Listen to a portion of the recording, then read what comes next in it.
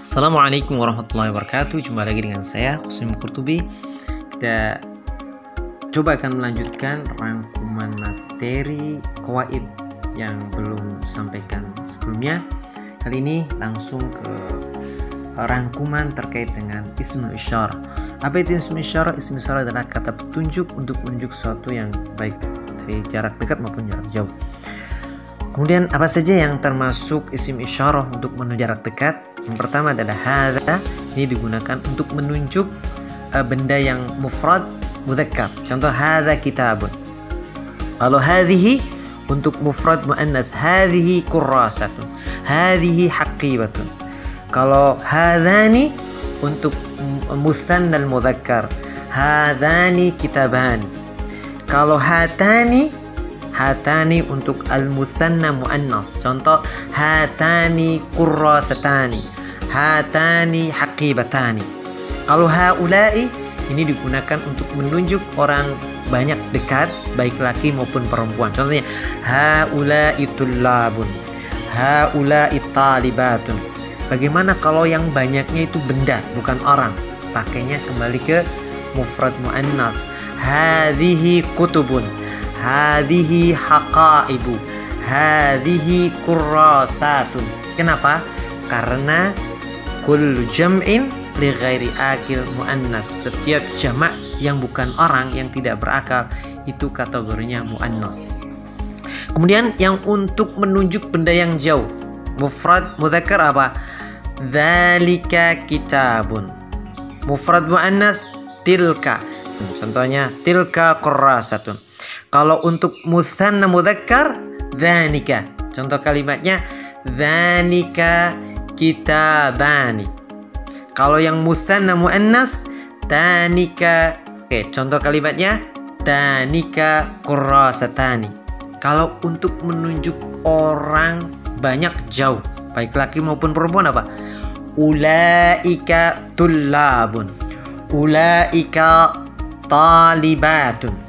Kalau yang ditunjuknya banyak tapi bukan orang, mufrad muannas ke tilka, tilka kurrasatun, tilka kutubun. Itu ringkasan singkat terkait dengan isim isyarah. Catatan terkait isim isyarah adalah seluruhnya mabni kecuali lil mutsanna mudzakkar dan muannas, keduanya mu'rab. Di rafa' pakai alif dan nun, dan di nasab pakai ya dan nun. Selanjutnya perhatikan kalimat berikut ini. Al-qalamu jadidun. Nah, kita perhatikan harokat qalam apa? Dhamma. Jadidun juga dhamma. Alasannya kenapa? Alasannya qalam dikasih dhamma di rafa', khabar jadi juga di rafa'. Alasannya karena qalam berada di awal kalimat. Kemudian jadid rafa' juga karena dia bersama qalam membentuk sebuah kalimat sempurna. Sebagaimana kaidahnya adalah kata yang terletak di awal kalimat dinamakan mubtada. Apa itu mubtada? Ismun marfu'un fi awalil jumlah. Isim yang dirafa' yang berada di awal kalimat. Kemudian khabar adalah ismun marfu'un yukawwinu ma'al mubtada'i jumlatan mufidatan. Khabar juga isim yang dirafa' di mana bersama mubtada membentuk atau membuat kalimat sempurna. Istilah lain mubtada dan khabar itu dinamakan jumlah ismiyah. Apa itu jumlah ismiyah? Al-jumlatul ismiyatu tatarakkabu min mubtada'in wa khabarin. Jumlah ismiyah adalah kalimat yang tersusun dari mubtada dan khabar. Jadi kalau kita mendapatkan kalimat di mana kata yang awalnya adalah isim, maka istilah kalimat ini disebut dengan jumlah ismiyah. Jumlah ismiyah atau mubtada khabar ini suatu waktu bisa berubah kalau kemasukan unsur perubah yang lain. Contoh ketika dia dimasuki oleh inna wa akhwatuha. Oke, biar gampang, perhatikan kalimat yang sebelum ada sesuatu di depannya, belum kemasukan apa? Al-qalamu jadidun, rafa'. Coba kita masukkan inna menjadi innal qalama jadidun. Oke, apa perubahannya? Di kata qalam harokatnya berubah menjadi mansub. Kenapa? Karena tugas dan fungsinya inna beserta saudaranya adalah tansibul mubtada'a wa yusamma ismaha wa tarfa'ul khabara wa yusamma khabaraha.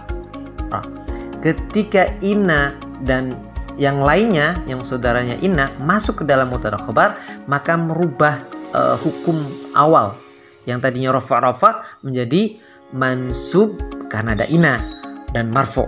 Namanya juga berubah. Yang pertama ismu inna, yang kedua khobaru inna. Kemudian apa faidah dari inna dan saudara-saudaranya? Inna dan anna saudaranya apa saja, sebutkan dulu ananya. Saudaranya inna wa anna wa ka'anna walakinna walaita wa la'alla. Kalau inna dan anna faidahnya adalah litaukid, untuk menegaskan mubtada dengan sifat yang ada di khabar. Innallaha jamilun. Sungguh bahwa Allah itu adalah maha yang indah. Innallaha ghafurur rahim. Sungguh Allah adalah maha pengampun lagi penyayang. Menegaskan bahwa Allah adalah memiliki sifat ghufran, memiliki pengampunan, memiliki kasih sayang dan seterusnya. Kemudian kalau ka'anna adalah litashbih, untuk menyerupakan mubtada dengan khabarnya. Contohnya ka'annal walada abuh, atau yang gampang ka'annal qamara misbahun. Bulan itu bagaikan lampu. Kemudian lakina untuk apa? Lil istidrak. Apa itu istidrak? Lihat, perhatikan kalimat. Al baitu jadidun lakinnal athatha qadimun. Oke, rumah itu baru tapi perabotannya lama.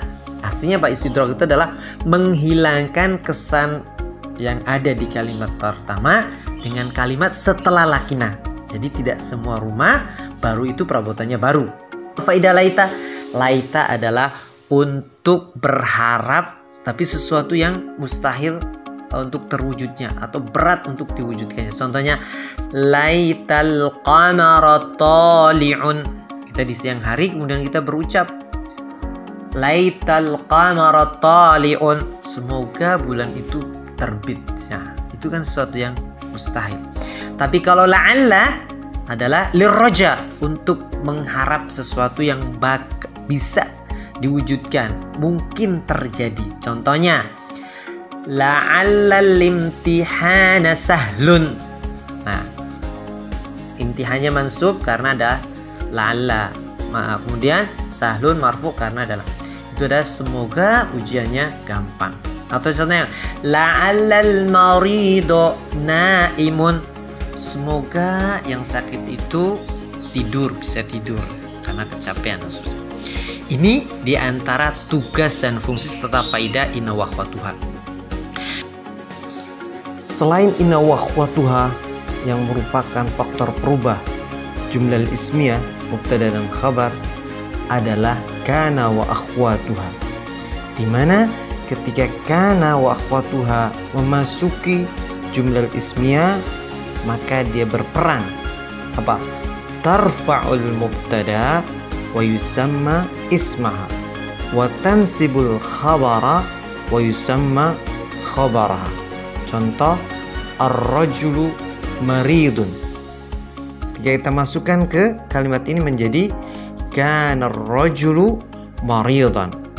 Ar-rajul bukan menjadi mubtada lagi, tapi menjadi ismu kana, dan maridnya menjadi khabaru kana.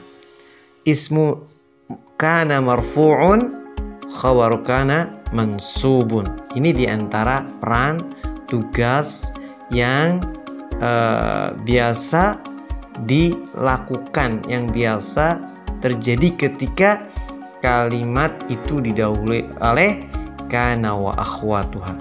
Kemudian apa faidah dari kana wa akhwatuha. Adapun faidah kana wa akhwatuha, kalau kana adalah fungsinya, manfaatnya memberikan sifat isimnya dengan khobarnya di waktu lampau.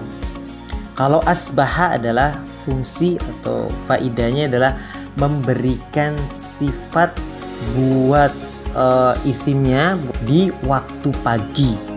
Sedangkan alha adalah memberikan sifat ismi adha dengan khobar adha di waktu duha. Sedangkan amsa adalah memberikan sifat buat ismu amsa dengan khobar di waktu sore. Kalau dhalla memberikan sifat buat ismu dhalla dengan khobar dhalla di waktu siang. Kalau bata adalah memberikan sifat buat ismu bata dengan khabarnya di waktu malam.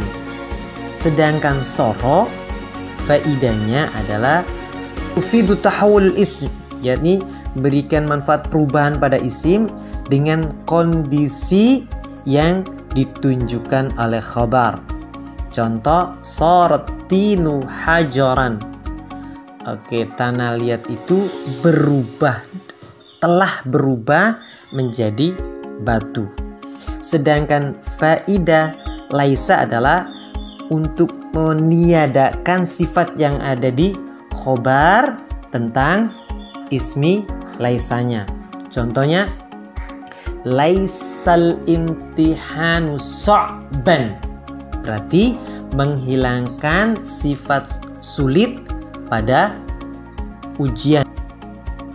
Demikian yang saya sampaikan untuk rangkuman bagian ketiga. Kita jumpa lagi di rangkuman bagian keempat, merupakan bagian terakhir. Mudah-mudahan dengan adanya rangkuman ini dapat memudahkan dalam persiapan penilaian akhir tahun. Assalamualaikum warahmatullahi wabarakatuh.